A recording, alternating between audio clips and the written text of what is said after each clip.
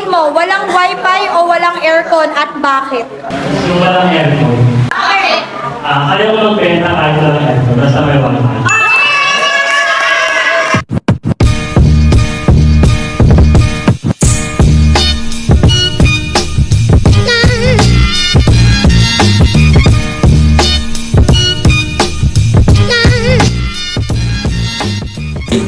Ang masasabi ko sa Leaders Assembly today is, ang ganda ng paghahabo ngayon ng program. May mga pag-games, may questioning and answer. Then of course, mas nag-focus ako sa SWOT, yung strength, weaknesses, and opportunities and threats. Kasi yun yung kailangan ng grupo namin for this 2026. Ang ganda ng location. Ito mamaya, pag finish talaga ng program, ito mag-swimming kami, magpa-party-party kami. At of course, makakausap namin mamaya ng President si Ma'am Julie. On time lahat. Tapos karoon tayo ng magandang program kasi naka-system talaga, systemize siya. Maraming learnings na kuha, kaya nga mapapayo ko is tuwing may leaders assembly is kailangan umattend talaga para remind tayo and mas marami ka pang matutunang bago. And ang ganda ng location, sasarap ang pagkain yan.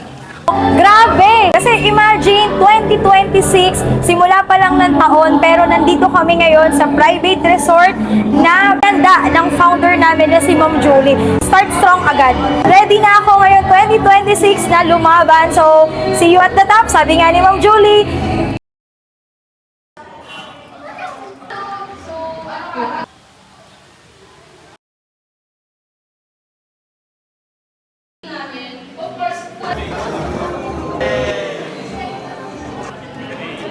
Ayun guys, grabe, alam nyo ba? Ito yung first day namin ng January, tapos ganito pa yung resort na napuntahan namin. 2 days kami dito, tapos iba yung feeling kapag nakasama ka sa ganitong industry. At ako po pala yung isa sa mga host kanina. Isa rin ako sa mga natuto. Itong 2026, ang pinaka magiging better version ng grupo namin dahil kay Ma'am Julie. Excited na ako for 2026 kasi hindi lang mindset ko yung nabago ngayong araw, but yung eagerness ko rin talaga, yung gigil ko rin talaga to create results and build more people.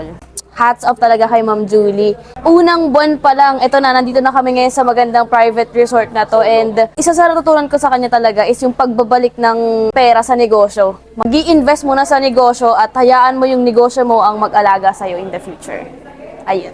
Yung vision ni Ma'am Julie na sinabi niya, ay intindihan mo lang yun only if may ganung magandang vision ka rin, katulad nila.